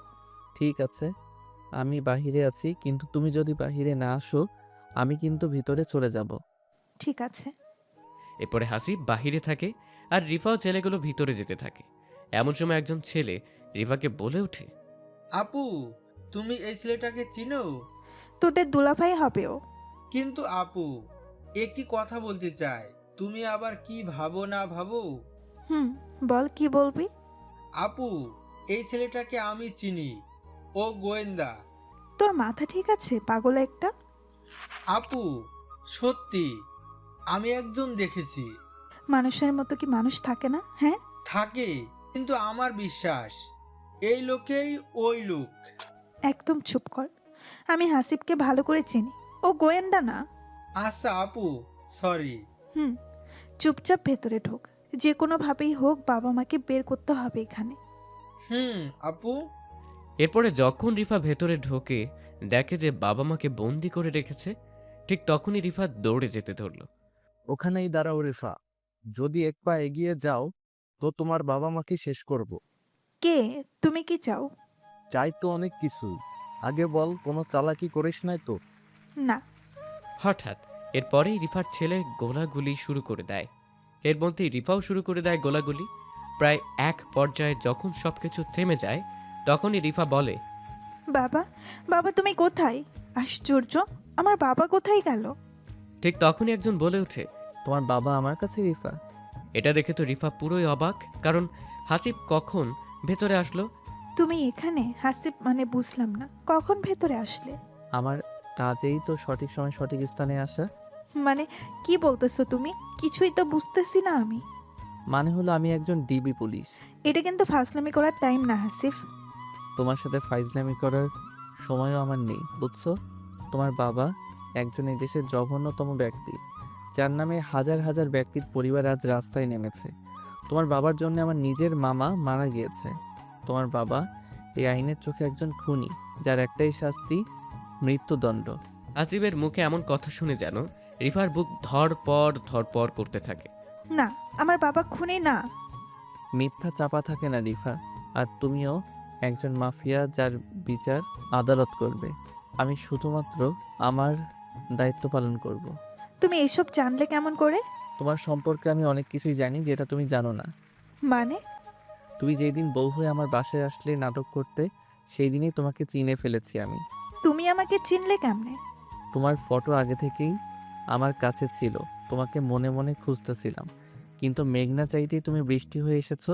তার মানে তুমি জেনে শুনে আমার সাথে এমন করছো? জি। আমি বিশ্বাস করি না। Has your wish. তার মানে তুমি কি আমাকে ভালোবাসো না? জি না। তোমার মতো একজন মাফিয়ার মেয়েকে আমি কেমনে ভালোবাসবো বলো? ইঁদুর বিলাইয়ের কি কখনো মেল হয় শুনেছো? সেই রকম তুমি ইঁদুর। এত বড় ধোঁকা, তাও আবার আমার সাথে! এটা কেমনে করলে তুমি হাসিব? সত্যি আমি তোমাকে অনেক ভালোবাসি। হা হা হা। হাসিবের এমন হাসি দেখে সেই ছেলেটা আবার রিফাকে বলতে থাকে, আপু, আমি তোমাকে বলছিলাম না এই ছেলেটাকে আমি আগে দেখেছি। এ একজন পুলিশ। তুমি আমার কথা বিশ্বাস করো নাই। কিচ্ছু হবে না, চুপ থাক তুই। রিফা, রাইফেল সব নিচে রাখো, না হলে আমি তোমার বাবা মাকে গুলি করতে বাধ্য হব। তুমি আমার সাথে এত কিছু করেও বলতেছো আমাকে ভালোবাসো না? এটা ব্যাপার না, কিছু কিছু কাজে এমন করতে হয়। ছি হাসিফ, তুমি এমন করলে। আমি বুঝেছি সাথী তোমাকে আমার সম্পর্কে আরো বেশি কিছু বলেছে। বলেছে। ও অবশ্য বলতে চাইনি। আমি রিফা বলতেছি, আমি ছাড়া তোমার জীবনে কেউ থাকবে না। সাথীকে আমি শেষ করে দিব। এ প্যাচাল বন্ধ করো। আমি এত সহজে ধরা দিব না হাসিব। আমি শুধুমাত্র তোমার জীবনে বউ হয়ে থাকতে চাই। একদম চুপ থাকো বললাম, না হলে তোমার বাবা মা কিন্তু আমার হাতে আছে। থাক। এখানে কিন্তু সাথীর কোনো দোষ নেই। আছে, দোষ অবশ্যই আছে। আমার নামে তোমাকে এত কিছু বলেছে, আমি জানি না। বিশ্বাস করো রিফা, সত্যি বলতেছি। একদম চুপ থাকো। আমি চেয়েছিলাম এসব ছেড়ে দিয়ে একটা নতুন জীবন শুরু করব, কিন্তু সাথী সেটা হতে দিল না। এখানে কোনো দোষ নেই বললাম না? আছে না নেই সেটা আমি ভালো জানি। অনেক বোঝাইছি তোমাকে, এখন কি তুমি নিজেই ধরা দিবা নাকি আমার আসল রূপটা বের করতে হবে সেটা বলো। আমি তো কোনোভাবেই ধরা দিব না সাথীকে শেষ না করা পর্যন্ত। সাথী সব কিছু বলেছে, আর ও আর আমি এসব প্ল্যান করেছি, দেখি তুমি সাথে কি করতে পারো। মানে সাথী তো সবুজকে ভালোবাসতো। বাসতো, কিন্তু ওকে সবুজ ধোকা দিয়েছে, আর সাথীও নিজের ভুলটা বুঝতে পেরেছে। কখন এসব ঘটলো? যাই হোক, বলি তবে সবাইকে। আপনারা তো জানেন সাথীর বোন হিয়া আর হাসিব একদিন রাতে ছাদে বসে কথা বলছিল। সেই দিন কিন্তু সাথী ওদের সব কথা শুনেছিল আর ভাবছিল, সবুজ তো আমাকে ধোকা দিল, কিন্তু এই হাসিব তো কোনো প্রকার ধোকা দেয়নি। সবুজ যদি আমাকে ভুলে নতুন কোনো মেয়েকে নিয়ে থাকতে পারে, তো আমি কেন পারবো না হাসিবকে ভালোবাসে তার সংসার করতে? এটা ভেবেই হাসিবকে সেই রাতে বলে, হিয়া, তুই আর হাসিব কি করতেছিস এত রাতে ছাদে? না আপু, কিছু না, আমার ঘুম আসছিল না তাই ছাদে আসি। কিন্তু একটু পরে দুলাভাইও আসলো তাই গল্প করতেছি। ও আচ্ছা, হাসিব রুমে চলো তো, কথা আছে। অনেকে বলতে পারেন ভাই সেই দিনের রাতের সব কাহিনী কি মিথ্যে ছিল? ভাই, মিথ্যে ছিল। তো সাথীর কথা মতো হাসিবও পিছে পিছে আসে হাসিবের রুমে। সাথী বলো কি বলবা? সরি, আমাকে মাফ করে দিও। আমি আমার ভুল বুঝতে পেরেছি। আমি ভুল মানুষকে ভালোবেসেছিলাম, তোমাকে অনেক কষ্ট দিয়েছি, অপমান করেছি। এটা বলেই পা ধরে কান্না করতে থাকে সাথী। তোমার ভুল বুঝতে পেরেছো, এটাই অনেক। তবে তোমাকে তখন মাফ করব যখন আমার কথার উত্তর দিবা সত্যি সত্যি। বলো কি কথা? রিফা একজন মাফিয়া, ওর বাবা মাও মাফিয়া। কিন্তু তুমি চিনো কেমনে? একসাথেই পড়াশোনা করেছি, ও আমার বান্ধবী হয়। তুমি কি জানতেও মাফিয়া? একটু একটু জানতাম, কিন্তু আমার সাথে ভালো সম্পর্ক ছিল। তুমি জানো আমি একটি অফিসে চাকরি করি, কিন্তু আমি একজন ডিবি পুলিশ। কি বলো তুমি এসব? যা বলছি সব সত্যি। এখন তোমাকে যা বলতেছি বাসায় গিয়ে ঠিক এমন এমন কাজ করবা, রিফাকে বুঝতেই দিবা না। কিন্তু কোনো কিন্তু না, ওদের জন্যে অনেক মানুষের জীবন চলে যাচ্ছে। সো ওর বাবা মাকে ধরার জন্যে সাহায্য করো, তবে তোমাকে ক্ষমা করব আমি। হাসিবের মুখে এমন কথা শুনে সাথী উপায় হয়ে রাজি হয়ে যায়। ঠিক আছে। তুমি জানোই না সাথী, ও কত ডেঞ্জারাস, বুঝছো? আচ্ছা, তুমি যেটা ভালো বুঝো। হাসিবের কথা শেষ হতে না হতেই রিফা বলতে থাকে, ও আচ্ছা, এই কাহিনী। এটা সত্যি হাসিব, তুমি আমার না হলে আমি তোমার জীবনে কাউকে রাখবো না। এইসব জেলে গিয়ে ভাবিও, অনেক সময় পাবে। কথাটি শেষ হতে না হতেই রিফা আবার গোলাগুলি শুরু করে দেয়, কিন্তু সেটা কারোর উপরে না। এমন গোলাগুলিতে সবাই একটু স্তব্ধ হয়ে যায় কিছুক্ষণের জন্য। যখনই গোলাগুলি থেমে যায় হাসিব দেখে যে রিফা নাই এখানে, উধাও। তুমি যেখানেই যাও না কেন রিফা, তোমাকে আমি খুঁজে বের করবই। আর তোমার বাবা মা এখন আমাদের হাতে, তুমি অবশ্যই তো আসবে। এসব বলেই হাসিব রিফার বাবা মাকে থানায় নিয়ে যায়। তো সেখানে রেখে সোজা বাসায় আসে হাসিব। কি হলো, ধরতে পারলে তুমি? না সাথী, ও পালিয়ে গিয়েছে, কিন্তু ওর বাবা মা আমাদের আয়ত্তে আছে। তুমি হয়তো জানো না, রিফা খুব ভালোবাসে ওর বাবা মাকে। এখন কেমনে ধরবো এটাই ভাবতেছি। চিন্তা করিও না, দেখবে ও কোনো না কোনো একটি ভুল করবেই, আর সেই সময় তুমি ধরে ফেলবে। আমি খুব ক্লান্ত, ফ্রেশ হয়ে আসতেছি, তুমি একটু খাবার নিয়ে আসো। হাসিবের এই কথাটি শেষ হতে না হতেই হাসিবের বাবা এসে উপস্থিত। হাসিব, বৌমাকে খুঁজে পেলি নাকি থানায় যেতে হবে আমাদের?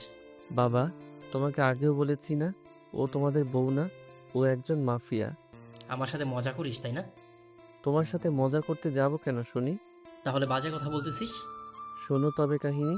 এরপরে প্রথম থেকে শুরু করে হাসিব সবকিছু বলতে থাকে বাবাকে। আর হাসিবের বাবা এটা শোনার পরে তো অবাক। এত কিছু হয়ে গেল, আমাকে একটা কথাও জানাইলি না? তুমি তো আমার কথা বিশ্বাস করতেছো না।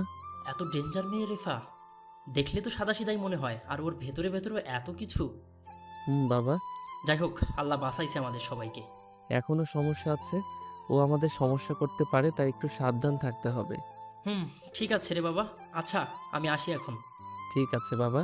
তুমি ফ্রেশ হয়ে রুমে আসো, আমি খাবার নিয়ে আসতেছি রুমে। ঠিক আছে বউ। এরপরে হাসিব ফ্রেশ হয়ে 5 বা 7 মিনিট পরে রুমে আসে। রুমে আসতে না আসতেই সাথী বলে, এই যে মহারাজ, আপনার খাবার হাজির, এখন খেয়ে নেন। আসো, তুমিও আসো। আমি খাইছি একটু আগে, তুমি খাও, আমি বসে আছি। ঠিক এই সময় কারেন্ট নাই, চলে গেল। এটা কোনো কথা হলো? সাথী, খাইতে বসলাম, কারেন্ট গেল গা। হাত পাখা তো আছে, সমস্যা কি? আমি বাতাস করতেছি, তুমি খাও। তখনই হাসিব আবার একটি গান বলতে থাকে। তোমার হাত পাখার বাতাসে প্রাণ জড়িয়ে আসে, আরও কিছু সময় তুমি থাকো আমার পাশে, তোমার হাত পাখার বাতাসে। ওই থামবে তুমি? শুনবে তো, সবাই বাসায় আছে। শুনলে তাতে কি? যা, আমার লজ্জা করে না বুঝি? ও লে আমার লজ্জাবতী বউ। তোমার এই তো আমি। ওই এখন খাও তো তুমি। আচ্ছা, খাচ্ছি। এরপরে হাসিব খাইতে থাকে, অন্যদিকে সাথী হাত পাখা দিয়ে বাতাস করতে থাকে। জানো সাথী, আজ অনেক ভাত খাইলাম। তাই বুঝি? তোমার হাত পাখার বাতাস যেন আমার প্রাণ ছুঁয়ে দিল, তাই আজ একটু বেশি খেয়ে ফেলেছি। আচ্ছা, প্রতিদিন এমন করে হাত পাখা দিয়ে বাতাস করব আর তুমি খাবে। ঠিক সেই সময় আবার কারেন্টটা চলে আসলো। কারেন্ট আসার আর সময় পেল না, আর 1 ঘন্টা পরে আসলে কি এমন হতো? আচ্ছা, ফ্যান বন্ধ করে তোমাকে বাতাস করি। আরে না, আমার বউকে আমি কষ্ট দিব না। এরপরে হাসিব খাওয়া দাওয়া শেষ করে একটু কাজের জন্য বাহিরে যায়। কাজ শেষ করে প্রায় 2 বা 3 ঘন্টা পরে আবার বাসায় আসে। এসেই দেখে যে সাথী গোসল করে এসে চুল শুকাচ্ছে ব্যালকনিতে। তো হাসিব কিচ্ছু না বলে সোজা পেছন থেকে গিয়ে জড়িয়ে ধরে সাথীকে। এই কে? কে আবার তোমার জামাই? কে? এমন করে কেউ জড়িয়ে ধরে পেছন থেকে এসে? আমি ভয় পাইছি। এবার ভালোবাসা দিয়ে ভয় দূর করে দিব তোমার, সোনা আমার। তাই বুঝি গো, দেখি কি করো। আচ্ছা দেখো তবে। এটা বলে হাসিব সাথীর ভেজা চুলগুলো সরিয়ে ঘাড়ে কিস করে। কিস করার সাথে সাথেই যেন সাথীর শরীরটা একটু কম্পন দিয়ে উঠল। আবার গলায় কিস করতে থাকে। এই কি করছো? ভালোবাসা দিতেছি, জানো সাথী, তোমার এই চুলের ঘ্রাণ আমাকে পাগল করে ফেলে। ও বাবা, তাই বুঝি। বউ। এটা বলেই সাথীকে একটি টান দিয়ে নিজের দিকে ঘুরিয়ে নেয়। এই হাসিব, আমার কিন্তু লজ্জা লাগতেছে। স্বামীর কাছে কিসের লজ্জা শুনি? তুমি অনেক রোমান্টিক গো জামাই আমার। তাই নাকি? হুম। আচ্ছা, আরো রোমান্টিক হই তবে। এটা বলেই সাথী ঠোঁট দুটি নিজের ঠোঁটের কাছে নিয়ে আসে। আসতেই দুজনের নাক দুটি একসাথে হয়। তো হাসিব করে কি, হে নিজের নাক দিয়ে সাথীর নাকে স্পর্শ করে বলে, তোমার নাকটি অনেক সুন্দর গো। যা দুষ্টু কোথাকার। অনেক। এটা বলেই সাথীর ঠোঁটের সাথে নিজের ঠোঁট এক করে দেয়। প্রায় 2 বা 3 মিনিট কিস করার পরে হাসিব করে কি, সাথীর ঠোঁটে একটু কামড় দেয়। ওই আমি কষ্ট পাই, তুমি কামড় দাও কেন শুনি? খুব ভালো লাগে আমার তাই। কামড় দিও না গো সোনা জামাই আমার। আচ্ছা ঠিক আছে, এটা বলে যখনই সাথীর প্রতি একটু হাত দেই। পেটে হাত দিতেই ফোনটি বেজে ওঠে আর ফোনের ওপাশ থেকে বলতে থাকে, স্যার, একটা খুশির খবর আছে। হাসিব মনে মনে ভাবতে থাকে বর্তমান যে সুখের অবস্থায় আছি, আবার নাকি খুশির খবর। কি এমন খুশির খবর হলো শুনি? স্যার, রিফা যখন পালানোর জন্য যে সিএনজিতে উঠেছিল, সেই সিএনজি অ্যাক্সিডেন্ট করেছে। কথাটা শোনার সাথে সাথেই হাসিবের বুকটা যেন কেঁপে উঠল। বলো কি, রিফা ঠিক আছে তো? রিফার অবস্থা খুবই খারাপ স্যার। আমরা ওকে রংপুর মেডিকেল হাসপাতালে ভর্তি করিয়েছি, কিন্তু ও শুধুমাত্র আপনাকে চাইতেছে। বলো কি? যত তাড়াতাড়ি পারেন আপনি আসেন, আমি অপেক্ষায় আছি। ঠিক আছে, তুমি ওখানেই থাকো, আমি যাচ্ছি এক্ষুনি। কি হয়েছে হাসিব? তোমাকে চিন্তিত দেখাচ্ছে কেন? রিফার গাড়ি অ্যাক্সিডেন্ট করেছে, এখন হাসপাতালে ভর্তি আছে, না বাছা অবস্থা। ওখানে এখন যাইতে হবে। আমিও যাব তোমার সাথে, আমাকে নিয়ে চলো। কিন্তু কোনো কিন্তু না, চলো আমাকে নিয়ে। এরপরে হাসিব সাথীকে নিয়ে সোজা হাসপাতালে চলে আসে। কিছুক্ষণের মধ্যে এসে দেখতে পায় যে রিফা একটি বেডে চিকিৎসাধীন অবস্থায় শুয়ে আছে। তো হাসিবকে আর সাথীকে দেখতেই উঠতে চেষ্টা করে। ওখানে শুয়ে থাকো, আমি যাচ্ছি তোমার কাছে। এটা বলে হাসিব সোজা রিফার মাথার কাছে বসে। চিন্তা করিও না রিফা, সব ঠিক আছে। আমি মনে হয় আর বেশিক্ষণ বাঁচবো না হাসিব। মারা যাবার আগে কি তোমার কোলে আমি একটু মাথা রাখতে পারি? কথাটি শোনার সাথে সাথেই হাসিব রিফার মাথাটা কোলে নেয়। আরে পাগলি, তোমার কিচ্ছু হবে না। না হাসিব, আমার সময় বেশি নেই। সাথে এদিকে আয় না, দরজার ওখানে কি করিস? সাথী কান্না অবস্থায় বলতে থাকে, আজ আমার জন্য তোর এই অবস্থা হবে আমি ভাবতেই পারি নাই। আমি যদি জানতাম, বিশ্বাস কর, তোকে কখনো এই বাসায় আনতাম না। ভাগলে একটা, আমার কপালে যে এটা ছিল রে। এখানে তোর কোনো দোষ নেই, আমার পাপের সাজা আমি পাচ্ছি। একদম চুপ থাক। সাথে একটা কথা বলি শোন, হাসিবকে কখনো কষ্ট দিস না। জানিস হাসিবের বাবা মা অনেক ভালো। তোরা যখন বিয়ের পিড়িতে গেলি ঘুরতে তোমাদের বাসায়, তখন জানিস আমাকে এত আদর করেছে যা আমি আমার বাবা মার কাছে কখনো পাইনি। তাই ভেবেছিলাম তোর ডিভোর্স হলে আমি হাসিবকে বিয়ে করব, আমার আগের সব অতীত ভুলে নতুন করে বাঁচবো। তাই আমি এসব করেছি রে। আমার ব্যবহারে কষ্ট পাইলে মাফ করে দিস, আর কথাতে হাসিবকে কখনো কষ্ট দিবি না। জানিস আল্লাহ আমার কপালে এই সুখ রাখেনি। যাই হোক, আল্লাহ যেটা ভালো বুঝেছে সেটাই হয়তো করেছে। প্লিজ আমাকে কথা দে না। রিফার মুখে এমন কথা শুনে হাসিব সহ পুরো রুমের লোকের সবার চোখে পানি এসেছে। আমি তোকে কথা দিলাম কখনো হাসিবকে কষ্ট দিব না, সব সময় অনেক ভালোবাসবো। এখন ঠিক আছে হাসিব, তুমিও কথা দাও কখনো সাথীকে কষ্ট দিবে না। কথা দিলাম। ও হ্যাঁ, আরেকটি কথা, আমার বাবা মা তো জেলে, ওদের একটু দেখে রাখিও প্লিজ। ওদের অনেক বয়স হয়েছে, জানি ওরা অনেক খারাপ কাজ করেছে, কিন্তু তবুও একটু দেখে রাখিও। হাসিবের নাম বলা শেষ হতে না হতেই রিফা তার নিঃশ্বাস ত্যাগ করে। রিফা মারা যাবার পরে যেন সবাই হতবাক হয়ে তাকিয়ে আছে শুধুমাত্র ওর দিকে। কেউ কোনো কথা বলতেছে না। ঠিক তখনই কিছু পুলিশ এসে বলে, স্যার, আমরা এখন কি রিফাকে নিয়ে যেতে পারি?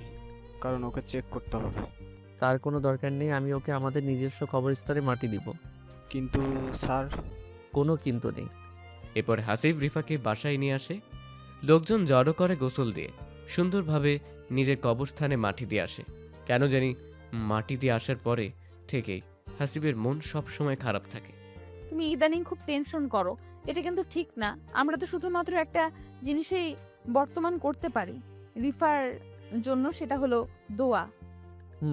সাথী ঠিক বলেছ।